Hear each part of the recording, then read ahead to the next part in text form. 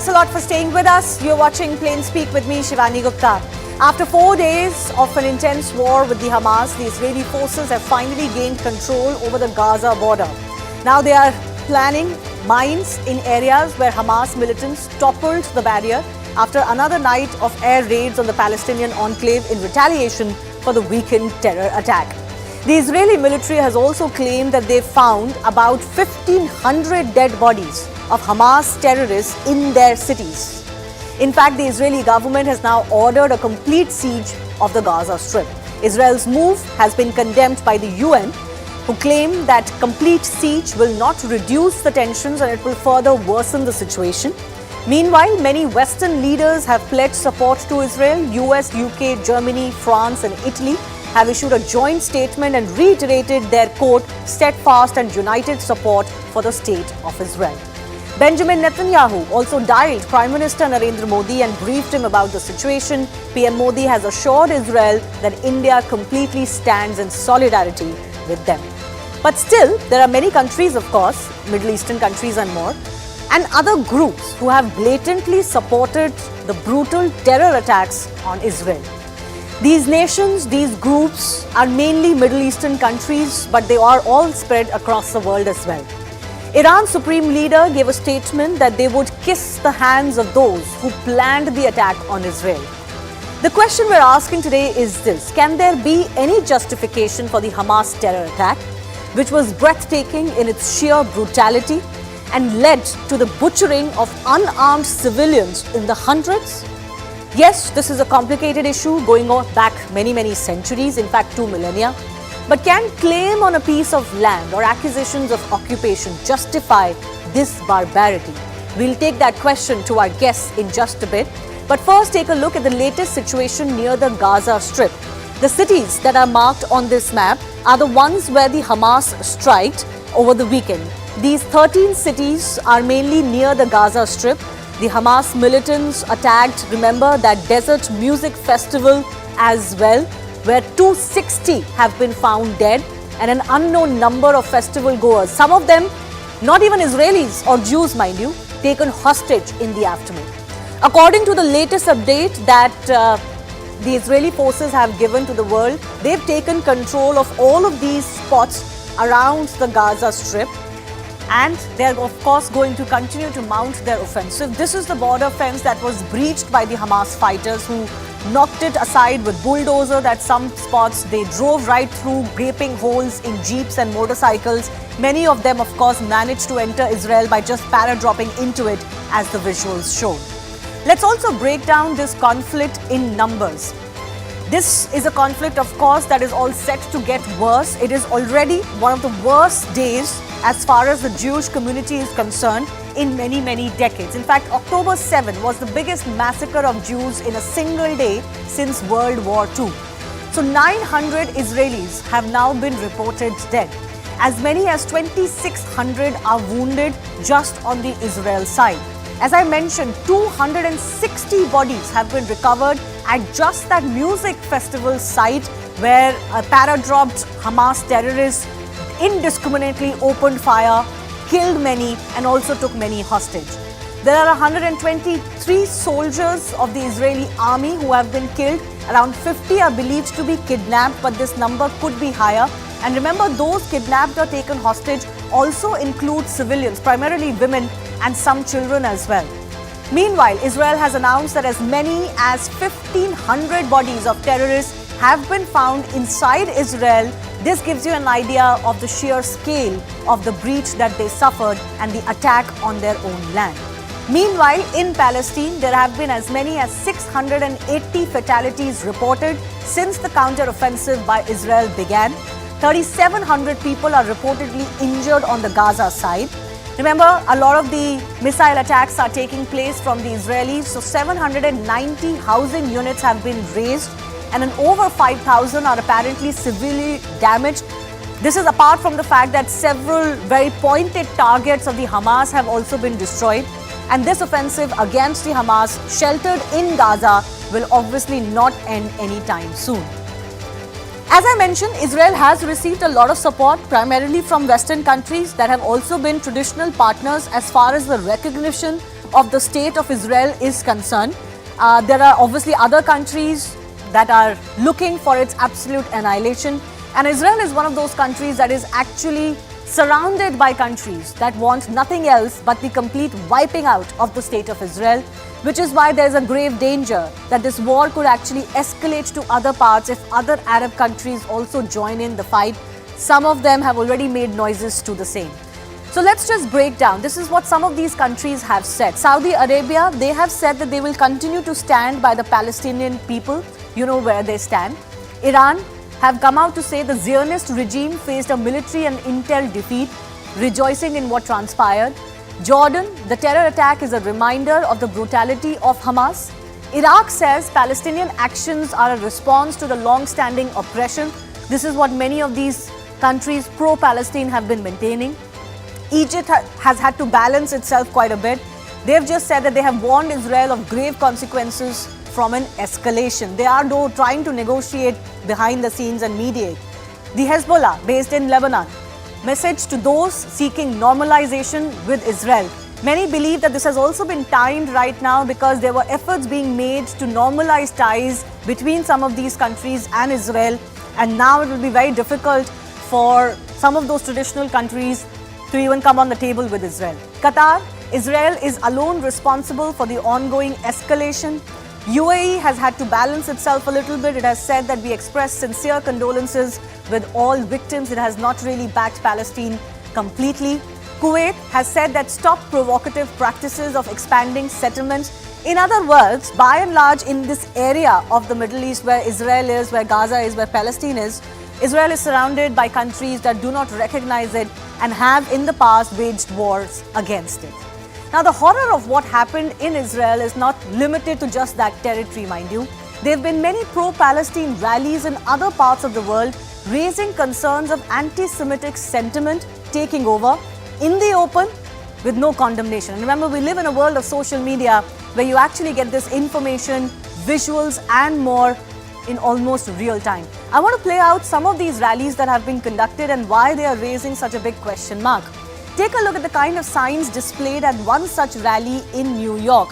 The Nazi symbol has been, if you can just bring back the visuals of the rally in New York. So there was the Nazi symbol that was displayed by one of them, and there is also a picture of a Nazi salute to boot.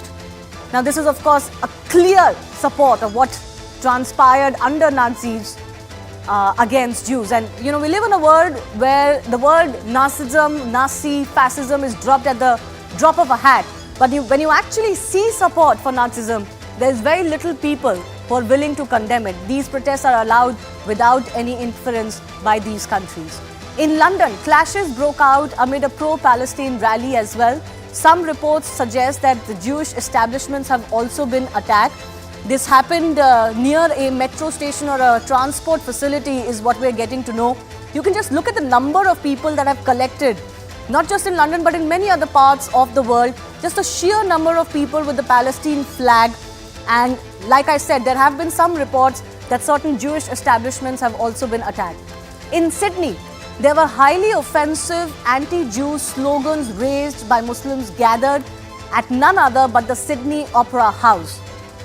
In some of those statements or slogans, they were asking for Jews to be gassed, a clear reminder of Nazi actions. And again, we don't really know what action has been taken against these groups and individuals. The police is clearly present there. There are Palestinian flags. A lot of people in these rallies are covering their faces for some reason. And actually in this rally, there were terror group flags that were also paraded. Al-Qaeda, ISIS flags that were also paraded.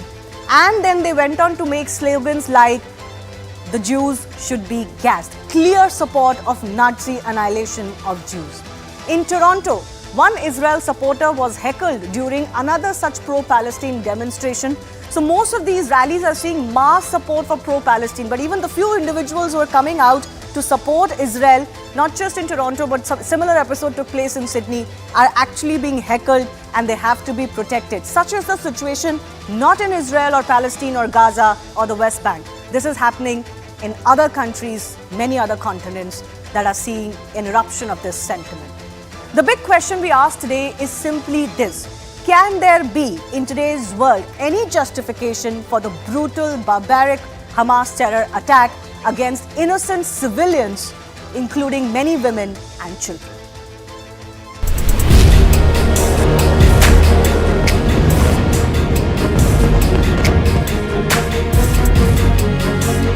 It's an evil that not created even by the devil. I think that in the last decades, I don't think that we saw such sins. Hamas will understand that by attacking us, they've made a mistake of historic proportions. We will exact a price that will be remembered by them and Israel's other enemies for decades to come.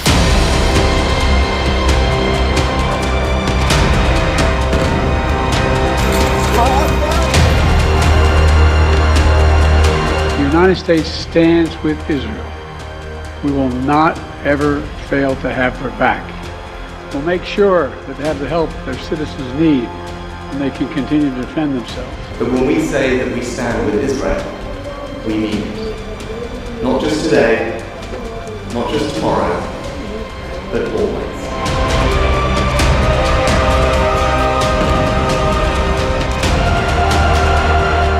Host city के तौर पे वीरानगी छाई हुई है, सारा कुछ बंद है, कुछ भी खुला हुआ नहीं है। तस्वीरों से आपको, वीडियो से अंदाज़ा लग सकता है कि एश्केलॉन की स्थिति क्या है। हम तेल अवीव में भी थे, लेकिन वहाँ थोड़ा सा हैपनिंग है, यानी वहाँ मिसाइल कम आ रहे हैं। गाजा पट्टी is very close from Ashkelon, यहाँ से बहुत नज़दीक है गाजा पट्टी, और गाजा पट्टी में ही इजराइल हमला कर रहा है और वहीं हमास है।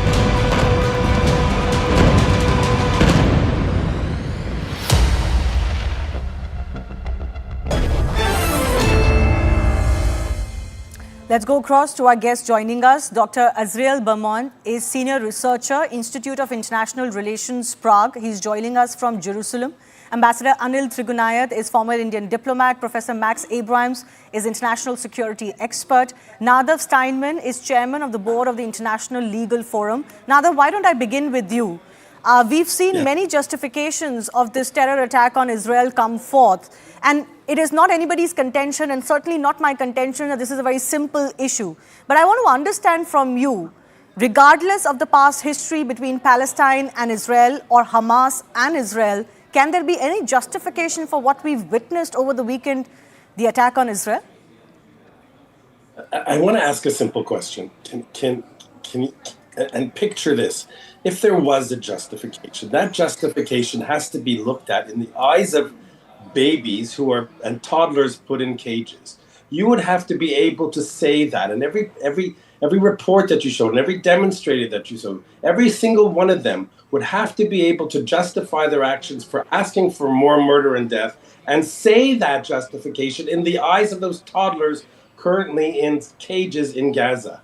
Is that a possibility? Is that any reasonable human being can do that? Is any humanitarian view other than saying the deplore this behavior?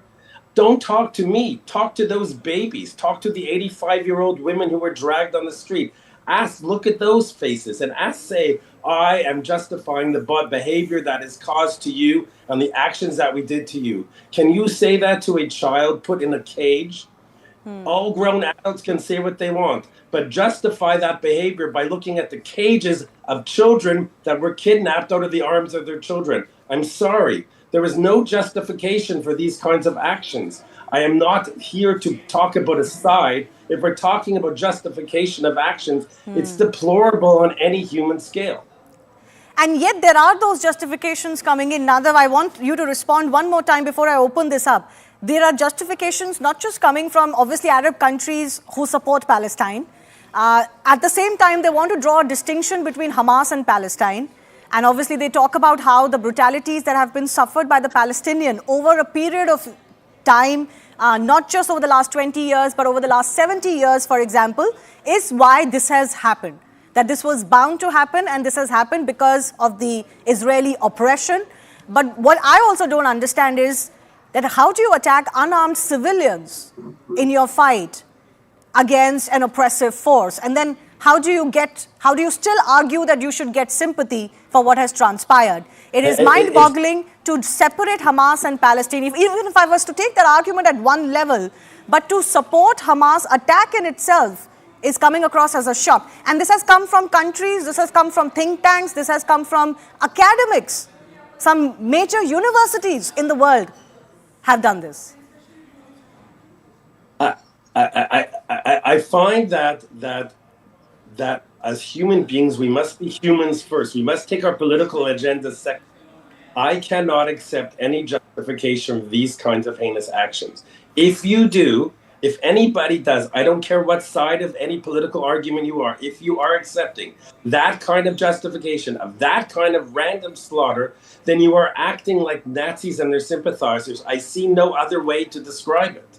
And I'm not being overly dramatic here. I'm just trying to talk about from a concept of our history of humans in the past 100 years. We've witnessed World War II. We've witnessed the crimes against humanity. We witnessed murder and slaughter. We witnessed all these things.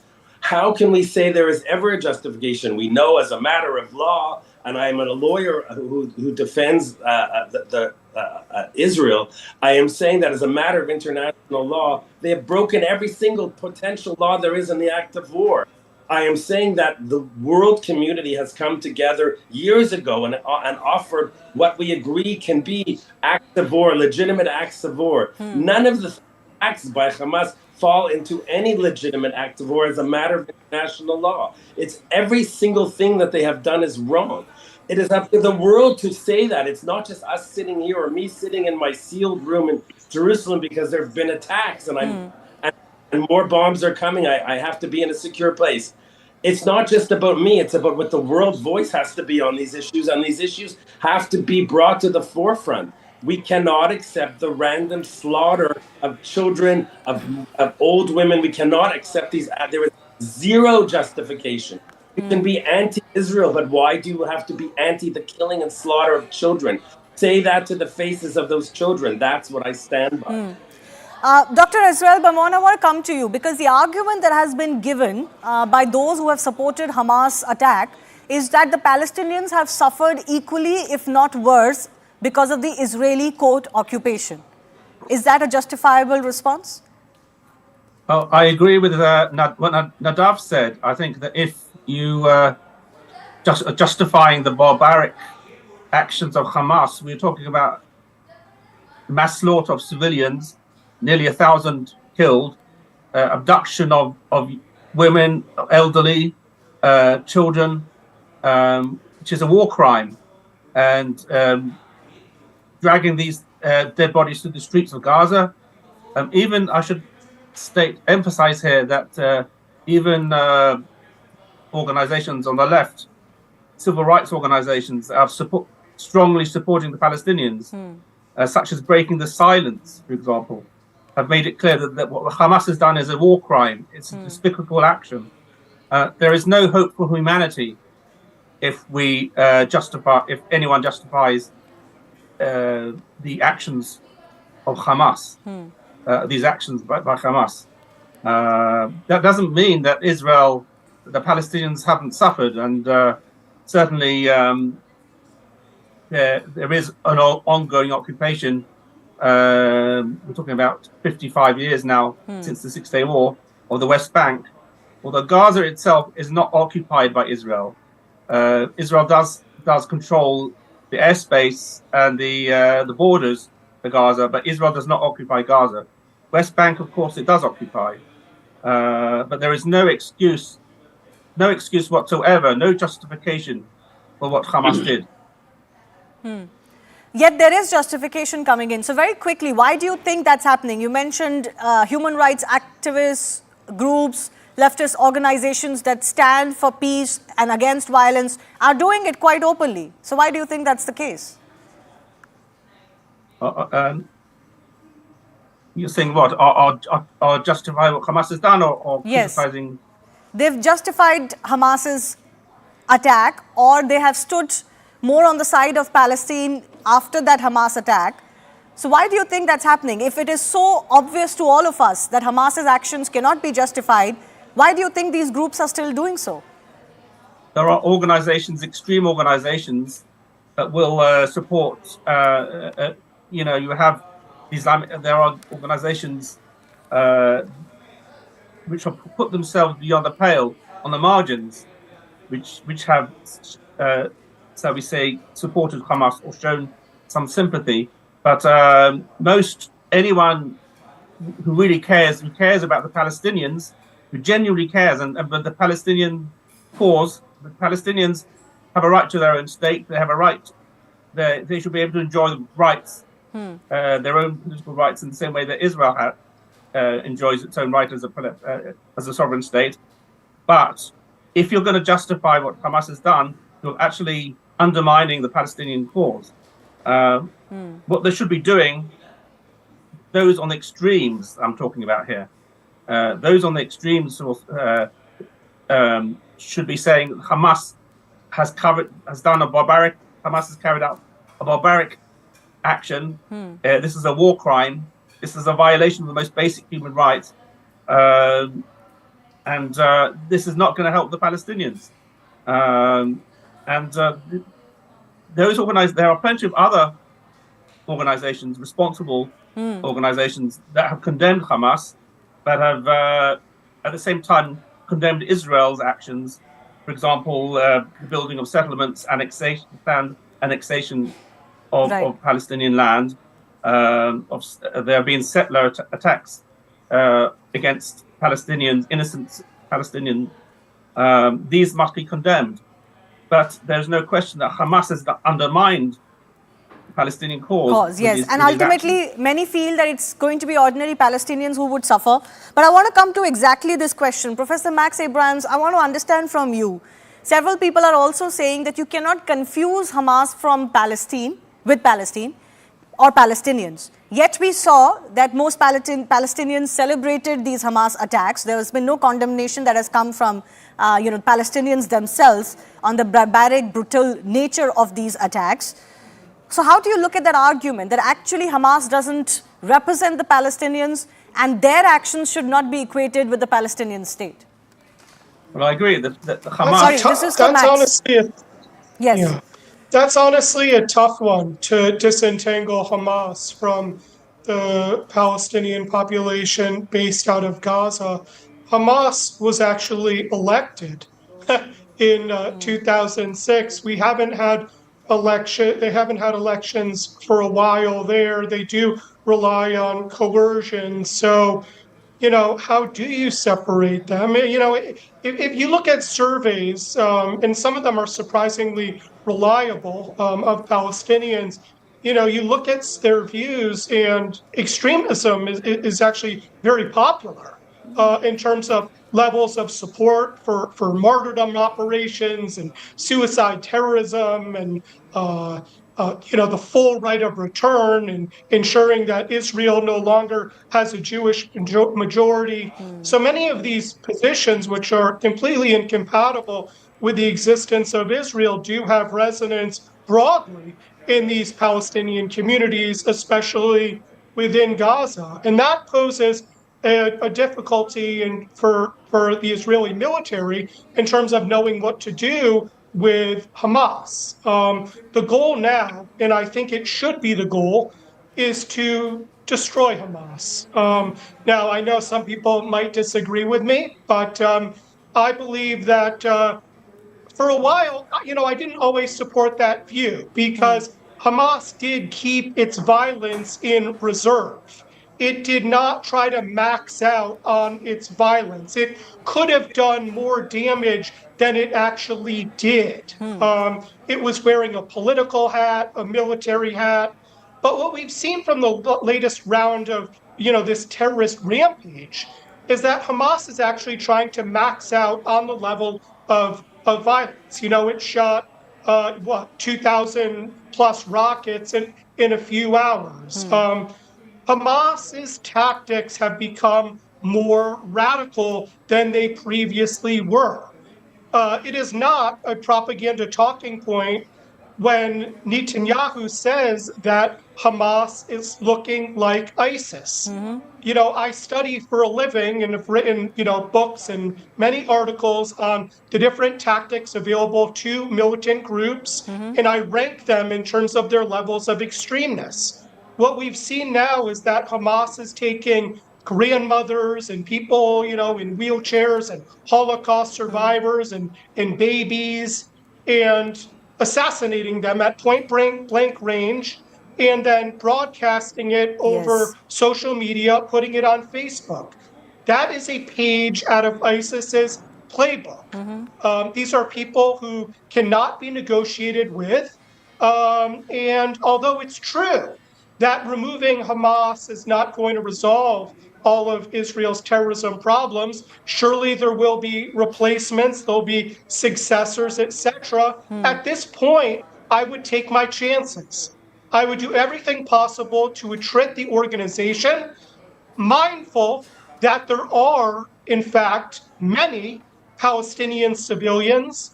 And of course, Israel should do its utmost to avoid any harm towards the population. But that is a very, very difficult military task when Hamas is embedded in a population of 2.2 million people. There are booby traps everywhere. There are snipers everywhere. No matter how much Israel tries to soften up Gaza by taking out, you know, military targets from the air before going in, it's going to be extraordinarily dangerous when Israel does go in. And so, unfortunately, this is the beginning of the military response. It's going to be a lengthy process. And when Israel goes, you know, there's going to be a lot of so-called collateral damage. There will be many Palestinian civilians killed and injured, and that's inherent to the nature of this military campaign. And what we also expect to happen is that Nasrallah and Hezbollah most likely will not remain on the sidelines. A second front is going, and most likely will open up. And there'll be more attacks inside Israel, new salvos based on Hezbollah rockets, and it raises all sorts of questions. Israel's going to, you know, make countless sorties into southern Lebanon, possibly into Syria. The United States, frankly, could also get involved if Nasrallah just completely opens up on Israel. And there are strong implications in terms of U.S. and Israeli military responses against Iran itself, not just against the militant groups that it sponsors. Yes. No, that is definitely a real worry right now of how much this war can expand. I will, of course, look at that question in days to come. But Mr. Trigunayat, I want to come to you as well. You know, what I am fundamentally trying to grasp my head around is the fact that in the 21st century, where we're actually witnessing visuals of the barbarism that Hamas has perpetuated on the Israeli people, there are still people, we're still not together in the condemnation. There are still people who are finding justifications or giving intellectual cover to this terror. And of course, that rings very close to our hearts in India because we have suffered this for a very, very long time. And this is, if any, there was a case, you know, a complete exposure of people who claim to stand for peace and humanity, because many of them are supporting Hamas today. Well, Shivani, and I fully agree, and I convey my condolences to our Israeli friends and the other civilians who are being killed in this war. You see, anyone...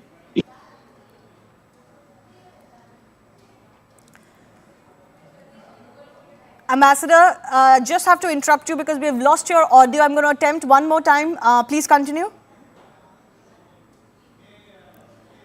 All right. It seems like we've lost his audio. I'm really sorry for that, Ambassador, but we'll try and go back across to him. But Max, can I ask you, what do you make of this intellectual cover being provided? We've seen, and I'm running those visuals of actually neo-Nazis coming out on the streets of other countries, displaying Nazi symbols or asking for Jews to be gassed in the open. And some of these countries don't seem to be reacting. nobody's being picked up for what is clearly hate speech. Yeah, if you were to go around college campuses and you were to find, in the United States, and you were to find swastikas, some people might think, oh, that must come from the far right. That must come from, right-wing extremism. But actually, if I were a detective on this case, my leading assumption would be actually that it comes from the far left. Yes. The truth is that the far left in the West has been deeply radicalized. And although it's true, there are many critics of Zionism who are not anti-Semites. I know many of them, and I'm even friends with a bunch of them. The fact is that many of the strongest anti-Zionists, or at least a whole lot of them, are anti-Semites. So that has been used as a cover sometimes for what is pure anti-Semitic activity. I'm sorry, I'm cutting you short. Ambassador Trigunayat is back. If you go to a pro-Palestine rally, yes, and there are many of them in the United States. There was one not far at all from where I am right now, just yesterday. You'll see anti-Semitism is absolutely rife. And often it's completely detached from anything having to do with Israel. Right. When they say, gas the Jews and they have swastikas, that's just straight up anti-Semitism. Yeah, that has nothing to do with the Israel-Palestine conflict or doesn't help the Palestine cause at all. I just want to go back across to Ambassador Trigunayat because he got interrupted. We lost his audio. Yes, sir, continue. Well, as I said earlier, that nobody can condone what has happened. It should be condemned. The attack against the civilians, the women, the children, and the way it was done. There is no doubt about it, absolutely. And Hamas has had 4 or 5 wars with Israel now. And this has been going again and again. And every time Israel has been able to pound them down and thinking possibly that it has done with it. So it looks like to me now, that this strategy needs to change somehow. You can decimate people, you can kill people, but they will rise once again. So one will have to, with the right kind of Palestinians who want to negotiate, who wants their right solution, justified solution to the Palestinian cause. But sir, if I have it correct, even the UN mandated a 2-state policy. The Arabs and the other countries and the Palestinians refused it. 2-state solution has been agreed by everyone. There have been Oslo Accords, there have been different Camp David and other. So, but at the same time, this has not really happened. So there is a root cause to any kind of a problem that continues to happen. And in that kind of a situation, terrorist groups take precedence and take advantage of a cause. They make a cause out of it. That's precisely what is happening in India. We see the terror people coming here. And they are attacking. We have 40 years we are facing from this terror attack. So we know what terrorism is all about. Therefore, terrorism has to be condemned. But the Palestinian cause is a very different thing, which everybody agrees. Even the Israelis agree. A very large number of Israelis agree that we need to sit together. We need to stand side by side. And another thing is that you see, the religion is a very sensitive place in this whole place. Jerusalem, that the incidents in Al-Aqsa, the kind of approach that the ultra-right government has recently taken, in terms of violation of the sanctity of the places. Now, that obviously is generating a lot of heartburn among most of the people. Islamic world, that is what I'm saying. That's why when you are seeing that the Arab world or the Islamic world is not condemning this attack, the reason is not Palestinian cause. There is a greater fatigue for the Palestinian cause. But what is they feel is that there has been a disrespect to their third holiest mosque, which is being plundered. So this is something that the Israelis and the Israeli government must look into it. It has to change the strategy. It is important that peace should exist there. As some of the people have been saying here, that the war can escalate further. Now, tomorrow you will be seeing thousands of people will be killed in Gaza. Maybe Gaza will be decimated completely. It's possible because Israel has that kind of firepower. But will that end this? We have seen in the past. No, of course not. I think nobody is suggesting that this is either not a complicated situation with the rights of both sides, or that this can be solved very quickly, or that a military offensive is going to be an answer to this. You're very right about that. But in this case, I'm not sure how Israel is supposed to respond after a breach and an attack like this. But this is a complicated issue. I've run out of time. I do thank all of you for your time. We'll, of course, in the days coming, also continue to look at this. We will try to provide you more historical context as well as far as this conflict is concerned. I'm also going across to Avi Yamini, who's a journalist at Rebel News based in Australia. Avi is leaving for Israel soon to cover the war from on ground. Thanks a lot, Avi, for joining us. I want to ask you exactly about what we witnessed. For example, one of those instances came to light from Sydney. We are witnessing a lot of pro-Palestine rallies or protests taking place. The one at the Sydney Opera House, there were open anti-Semitic slogans raised. And there seems to be very little that seems to be done about that. How do you see that? Let's be clear, they weren't just anti-Semitic, they were clear incitements to violence. They were chanting, F the Jews, I guess that's anti-Semitic, but they were calling for gas the Jews, referring to Nazi Germany, a repeat of Nazi Germany. And I guess I put it to you this way. Let's, for example, rewind back to the Christchurch massacre, where 51 Muslims were murdered at the hands of a white supremacist, a person full of hate that the entire world condemned, yes, including the entire broad from left to right in the Jewish community condemned. But just imagine for a second, if one person dared to chant in response to that something along the lines of what that large group of Muslim men did yesterday outside the Sydney Opera House. So their response to almost 1,000 now, many civilians, men, women, children, hunted, butchered, raped, kidnapped, paraded around Gaza. There are kids still in Gaza right now. Little Israeli kids are in Gaza right now alone without their parents.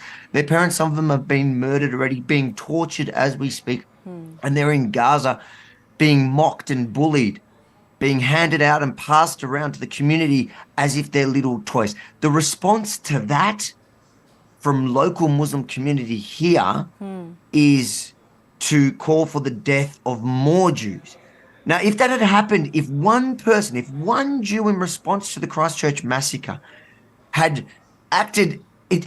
chanted anything, incited anything, yes, against the Muslim community in response to the Christchurch massacre, there would have been broad condemnation from the Jewish community itself right now. Yeah. From the Muslim community, we're not hearing anything. From the socialist left, we're not hearing anything. They're ignoring it. They're pretending like it didn't happen. And I dare say some of them, their silence is deafening, but I believe because their reactions to the attacks is to blame Israel, the victim, to blame the victim. And I find it, as somebody that has lived a Jew my whole life, I've experienced that kind of anti-Semitism, that pure Jew hatred from Islamic community before. This is the first time that the world gets to witness it.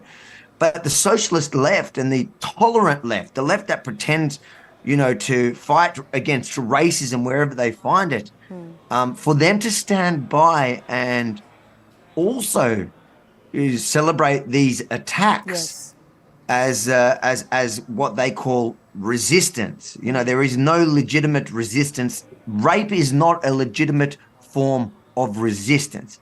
Kidnap is not a legitimate form of resistance. Taking kids, torturing kids, none of that. None of what we saw Hamas do is a legitimate form, yes, of resistance. And it's just exposing the amount of Jew hatred that there is in both the far left and the Islamic communities, even here, sadly, in Australia. Well, it's one thing to not support the Israel cause or to support the Palestinian cause. It's quite another to defend what Hamas has done. And unfortunately, that's what we're witnessing. But Avi, I do want to understand from you, why is even the Australian government not really acting or clamping down on something like this? In fact, an odd instance took place before this rally where actually a person with the Israeli flag was taken away by the police. So I'm not quite understanding how policemen take away an Israeli person. I'm guessing he was Israeli or Jew and had carried an Israeli flag. but nothing happened to the ones who are actually chanting "Gas the Jews" slogans. You're talking about the same event hours earlier. So Yes. hours before this group of, large group of Muslim men were chanting "F the Jews, gas the Jews," a Jew was arrested, had his flag confiscated because they said that his flag, the Israeli flag, would incite violence, would breach the peace and cause a breach of the peace, which would incite violence. The flag of Israel, the victim's flag of this horrific act, would incite the terrorists to hurt him, so they arrested him. And then hours later, we saw actual incitement to violence, and the police did nothing. Now, you got to remember, freedom of speech, that's fine. I think when they say F the Jews, it's important for us to show exactly what they're saying, because they're not even saying F the Israelis or F the Zionists.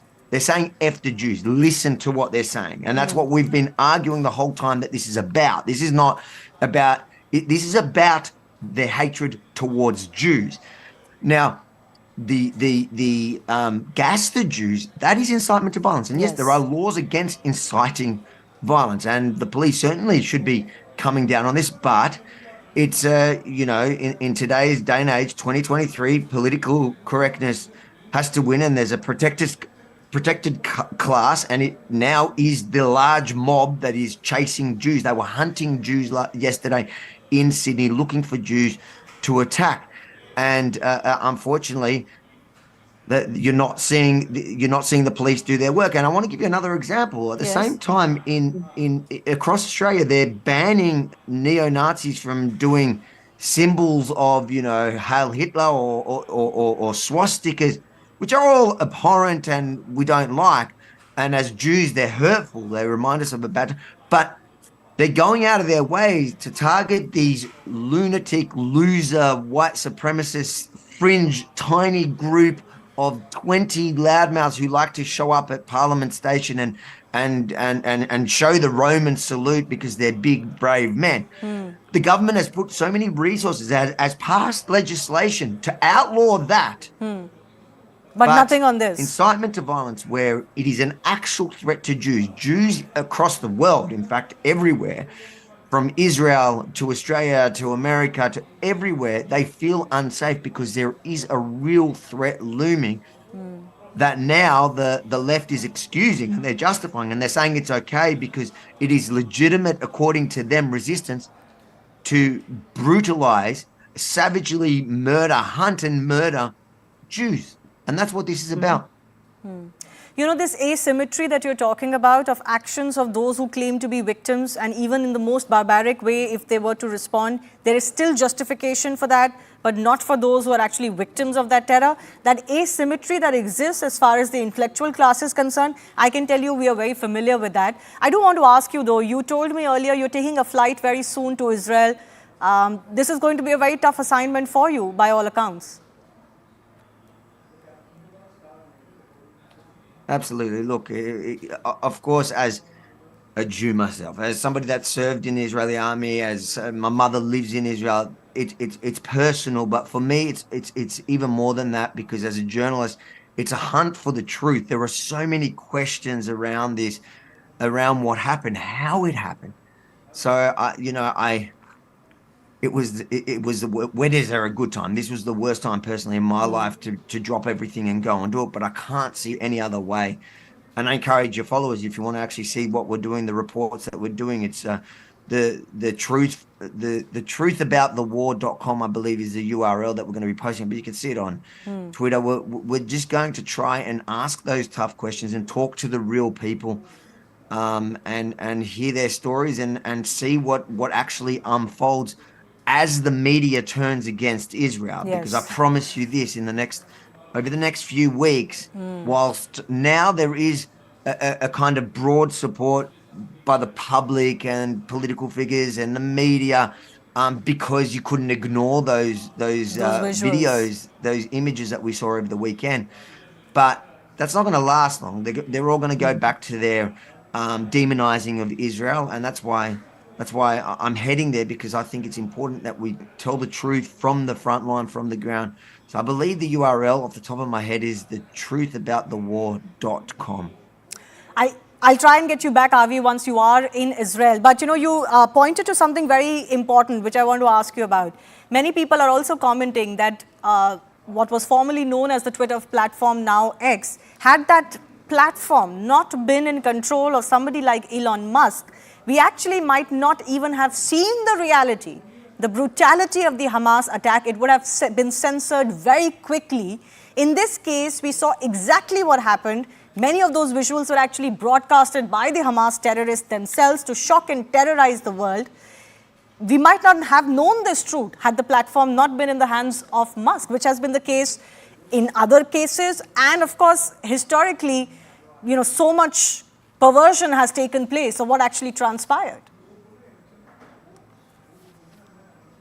I have to agree. And you know what?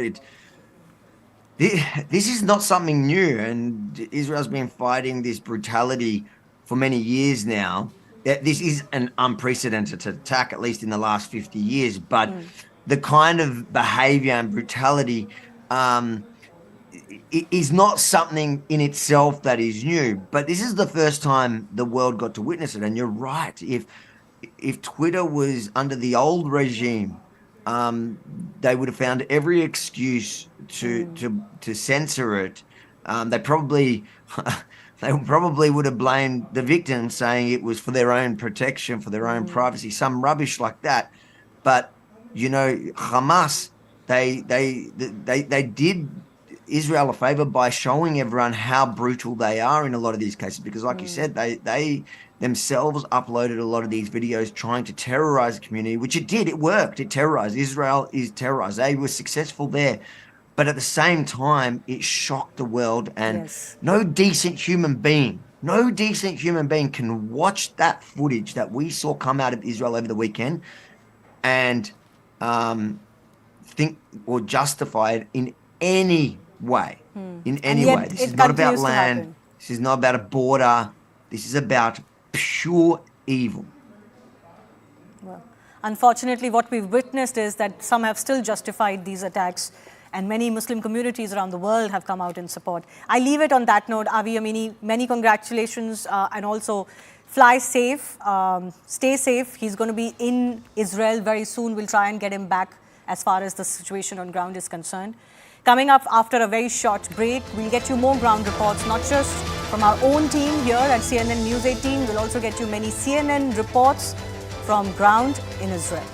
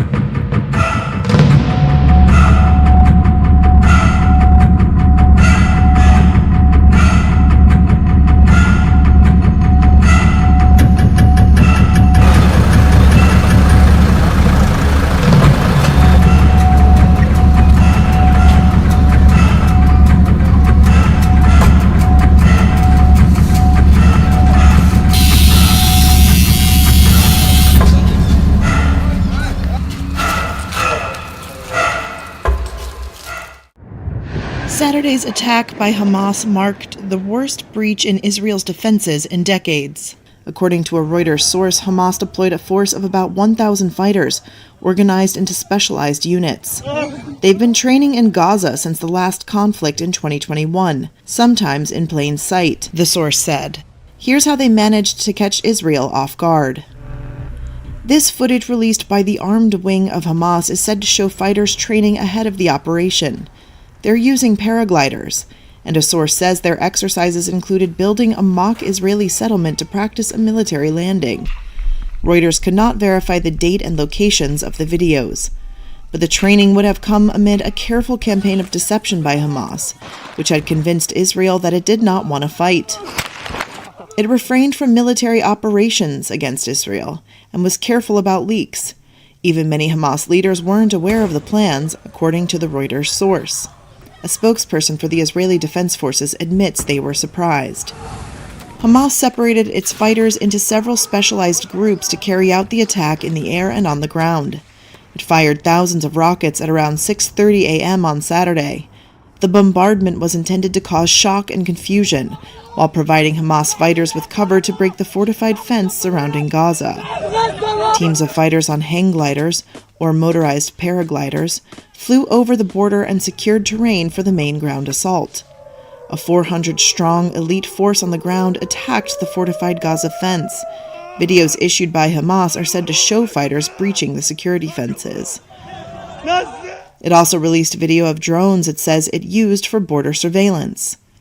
The final part involved moving hostages to Gaza, mostly achieved early in the attack, a source close to Hamas said.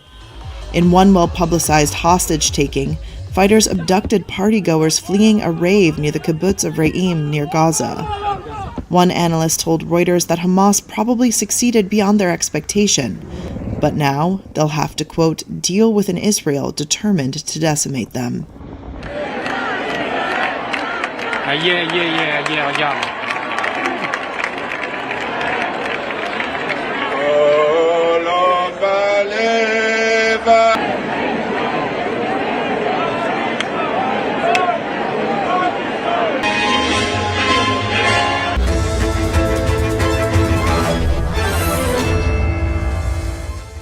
We're going to get you some more reports from Israel, but the latest updates that we're getting from the Israeli Air Force is that they claim that they have killed the Minister of Economy of Hamas, Javad Abu Shamala. This seems to be one more targeted strike that has been successful for the Israeli forces in their targeted attacks against the Hamas leadership. Many more have also been eliminated and neutralized in the last couple of days, but one more Hamas leader, Minister of Economy, Javad Abu Shamala, has now been neutralized. This is what the Israeli Air Force has revealed.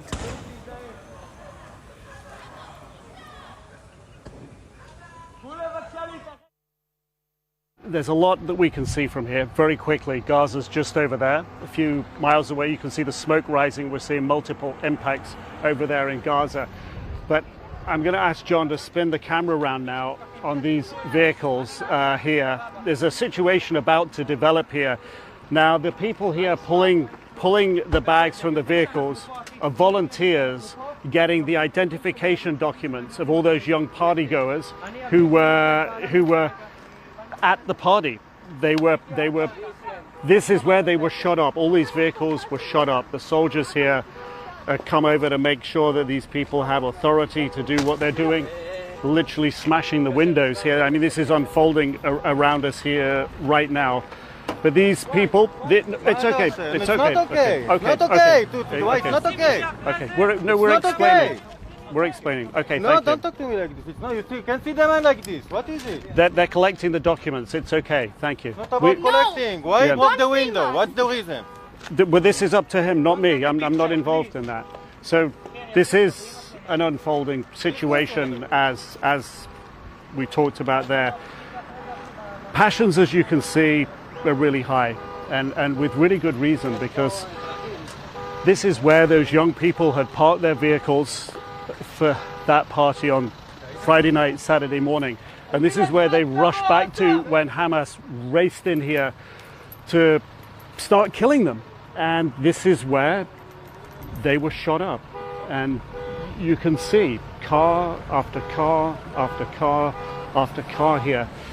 We see their bags being taken out, but we've seen documents lying at the side of the road. It's confusing and active situation. There are soldiers here, there are angry and upset civilians, there are volunteers taking the documents away.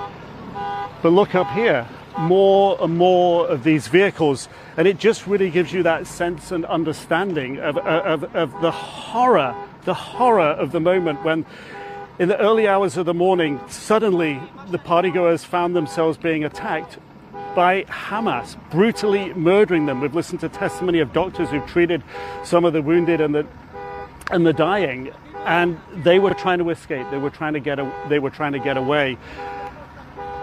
It's hard to overstate the horror of what was happening here, but you only have to look at the way the vehicles are parked, the way that you can see people are trying to throw themselves in to drive away here in desperation and just cut down, and the situation unfolds further down the road here. More shot up and destroyed vehicles as more of the partygoers were trying to leave. But I can tell you the situation here is very dynamic, it's very fluid, it is changing. As we've been driving in here just to get to this spot, we passed an area where Hamas fighters, terrorists, were shot and killed by Israeli defense forces.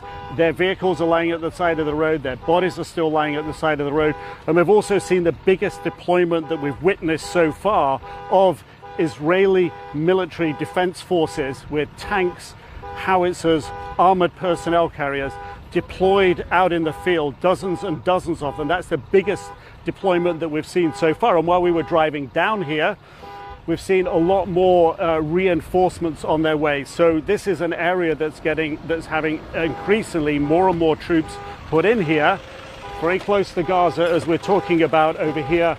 And again, that's the impact of airstrikes there on Gaza, and they're ongoing. We hear the fighter jets in the skies above us, and then you'll see a plume of smoke rise up from over there. And the reason that these people are rushing in to take away the possessions of all those who were killed, injured during the Hamas killing spree, they're rushing in and they're doing this at high speed because they're very concerned about the security situation here. And what they're trying to do is to bring information and relief to some of those families who have no knowledge of what happened to their loved ones. But you've just witnessed what it's like here at the moment. There's multiple things going on, and tensions are high, concerns are high. Most of the civilian population has been evacuated from around here.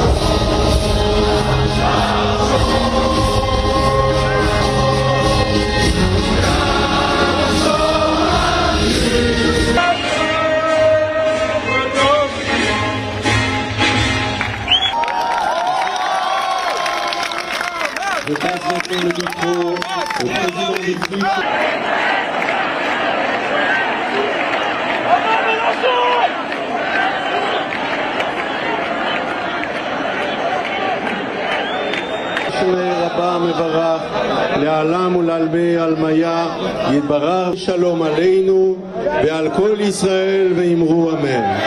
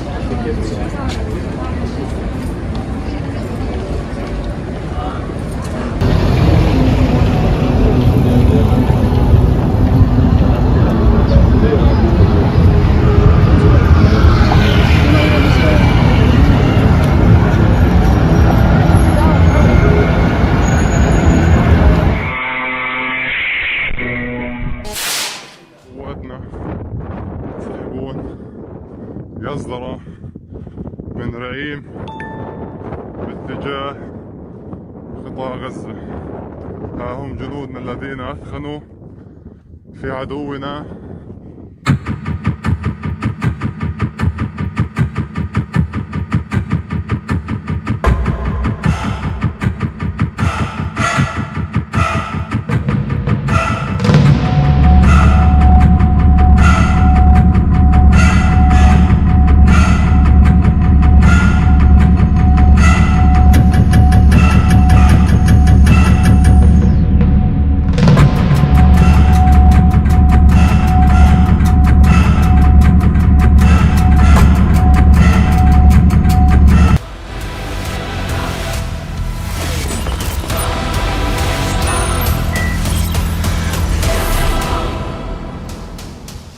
Viewers, the Webster Dictionary defines terror without any ambivalence as, and I quote, violence or the threat of violence used as a weapon of intimidation or coercion, unquote. Now, why, viewers, am I reading out the dictionary meaning of the term terror?